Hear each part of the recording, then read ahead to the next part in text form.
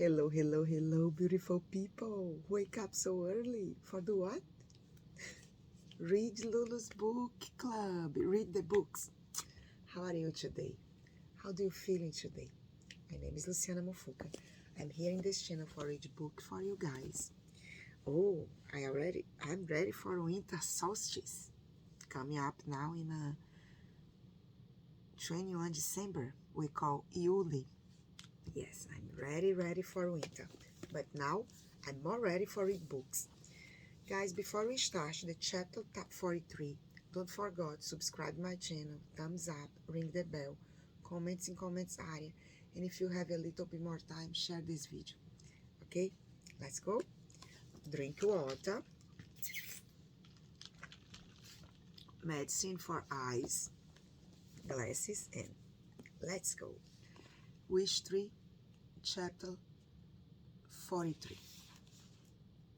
That afternoon, I met my executioners, not having teeth, no having teeth. I have never really understood the fear people seem to have of dentists.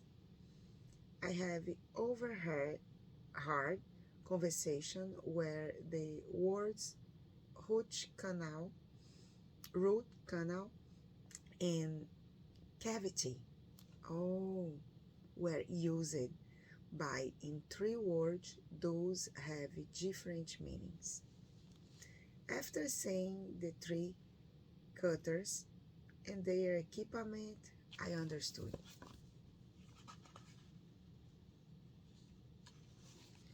When a truck carrying powerful chainsaws along with something ominously called a stump grinder shows up, well, you know you are in trouble. Mean you, an arborist, is a great friend to trees. We need our limbs trimmed just the way you need to cut your fingernails and hair. Without for us, all doubt for us, it's only once or twice a year, and it's called pruning. I always feel especially elegant after a good pruning.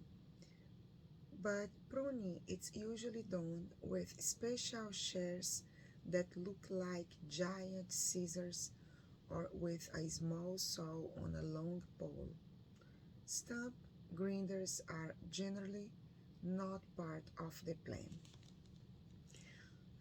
It didn't help when 3 men wearing orange hard hats and to Francesca's door and announced they were from Timber Terminators 3 Service.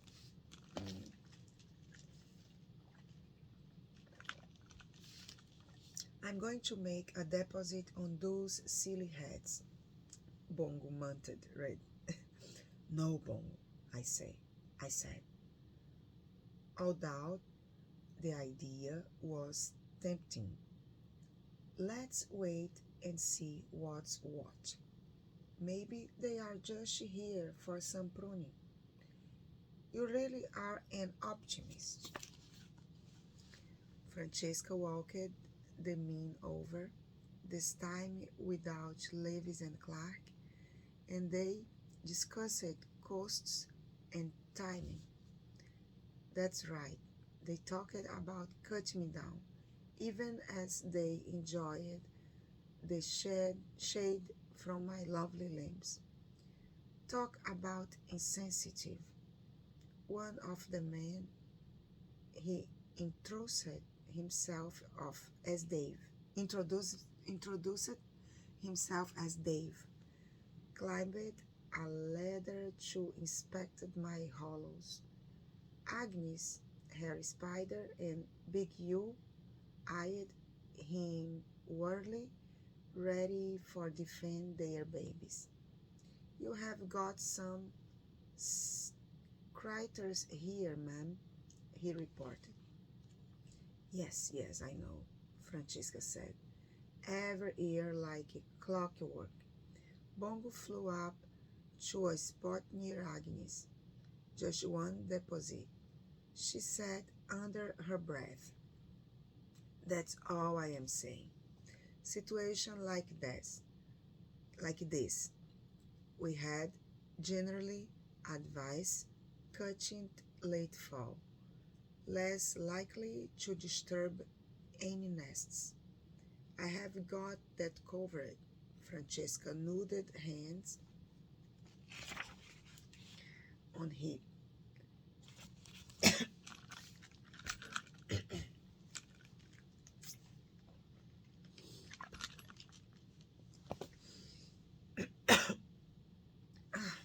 A little bit coughing. Animals and birds hightail it Uta here ever May 1st. Wishing day, you know. Davy scratched his stubby chin. Wishing day? People make wishes, put them on the tree. Animals and birds don't like all the noise. If you could do this tomorrow afternoon, the timing would be perfect. You work on Saturdays? Sure, I do. Davy shook his head. Wishing day, he murmured. Now I've had everything. Francesca nodded. She patted my trunk. Yeah, craziness. Cannot believe I have put up with it as long as I have.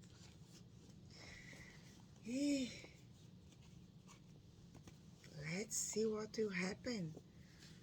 This is the chapter 44.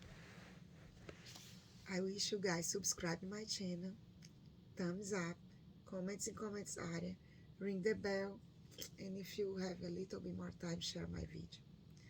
Grace for you guys here in my channel. See you next Lulu's book club. Ciao.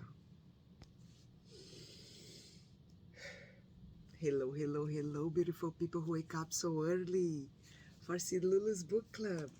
Let's keep reading books. How are you today? How do you feel today? My name is Luciana Mofuca. I have this channel in YouTube for read books. This is our first English project. Also, we get a lot of books in Portuguese. Oh yes, because I'm from Brazil. And this is my maternal language, Portuguese from Brazil. It's kind of different from Portugal. And I'm Northwestern, so this is my accent came from. So we have The Little Prince. We have so beautiful books over there. But today I'm here for read The Wishtree for you guys.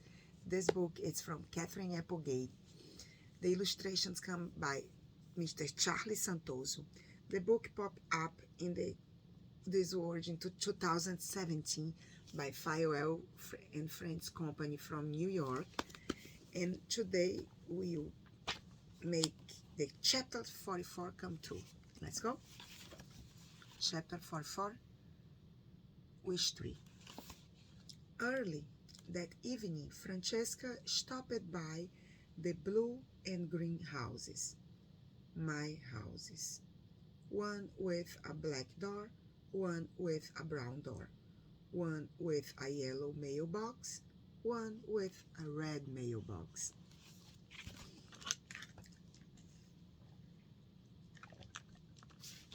She knocked on each door.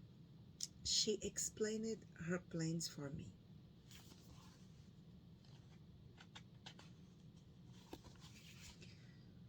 Both sets of parents said they understood.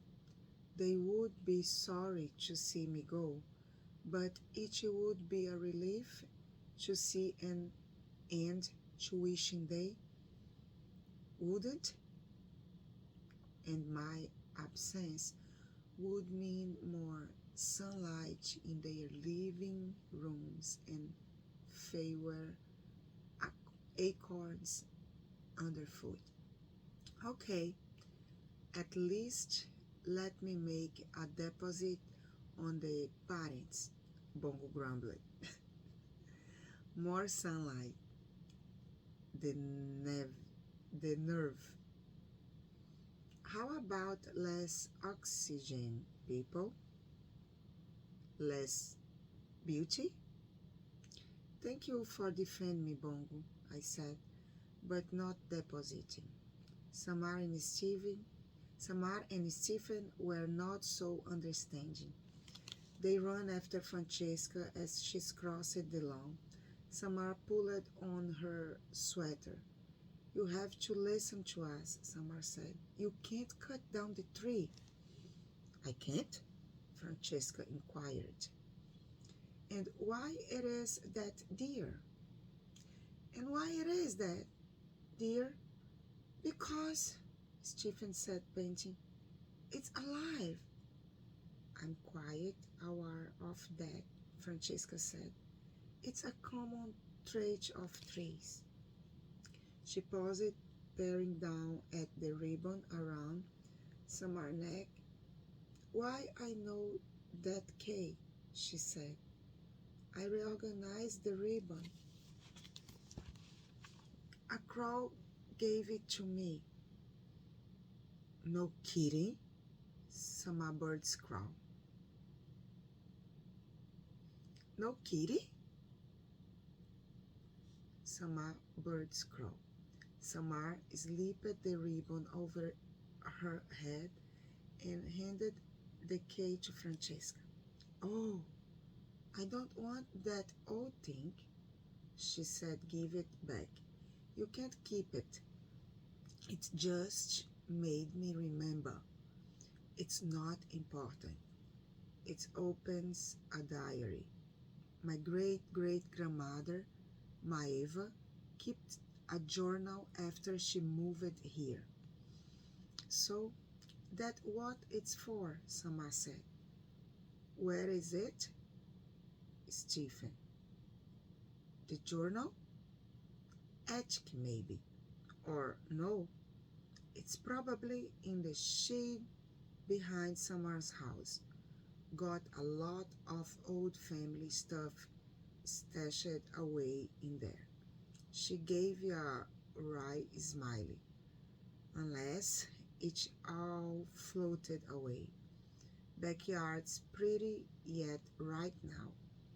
Which, by the way, is one of the reasons it's time for this tree to say goodbye.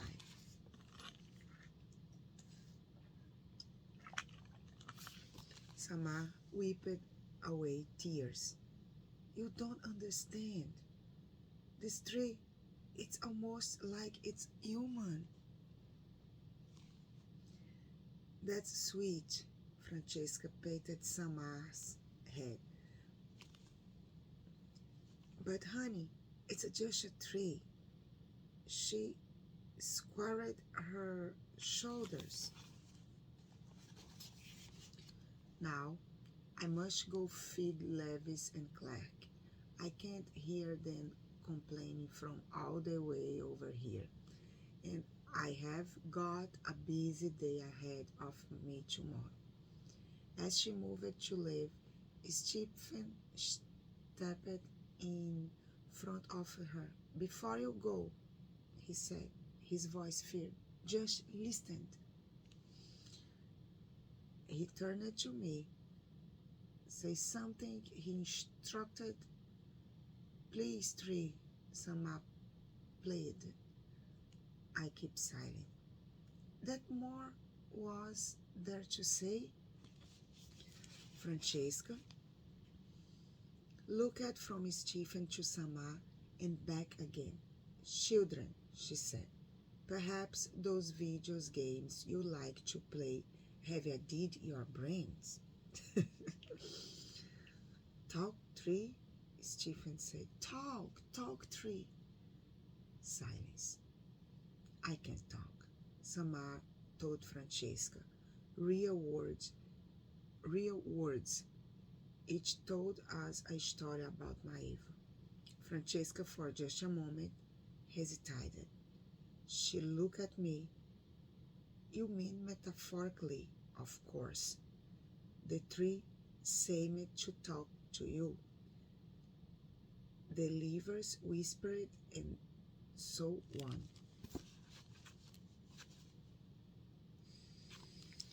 I told us about the hollow and the baby. Francesca blinked. The baby? The baby. Yes, Sama said. The abandoned baby. Again, Francesca paused. Of course, I have told that family story before. You probably heard it from a neighbor. Stephen shook his head. We heard it from the tree. Oh my, said Francesca. She waved a hand in front of her face. You are wearing me out, you two. I'm so very glad my parenting days are behind me. Listen here. You get a good night's sleep. Understand? Or maybe some cuddling. As quick as she could, Francesca made her way across the lawn, her shoes caked with mud. Francesca? Stephen called. It's just a tree. Dears, repeat after me. It's just a tree.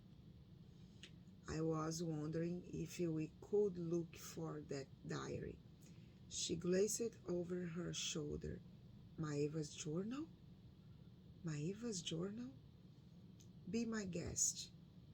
If it's not underwater by now.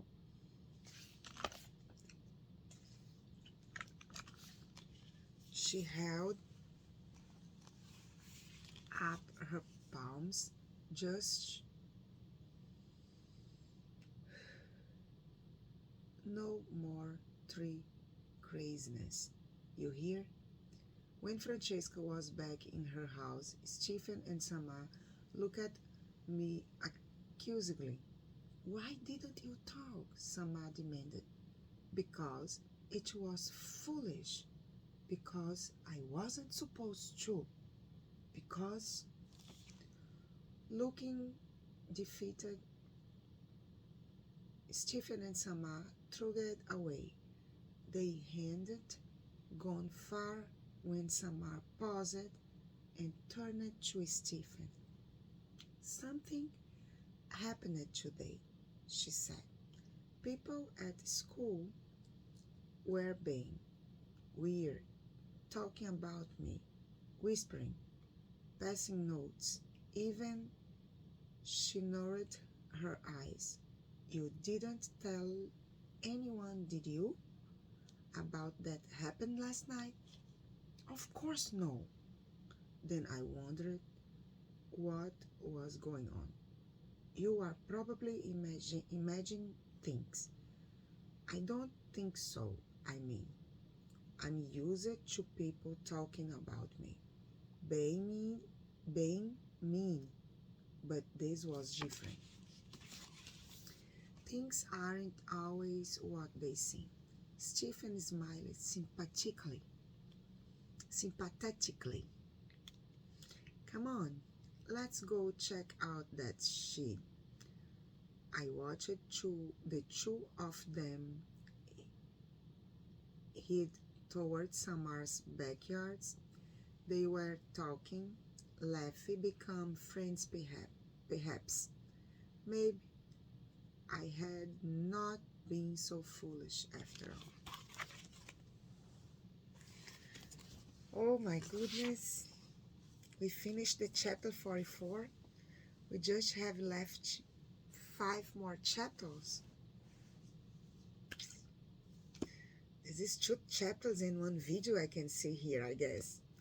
So, grace for you guys here in my channel. See you next Lulu's Book Club for the next 5 chapters.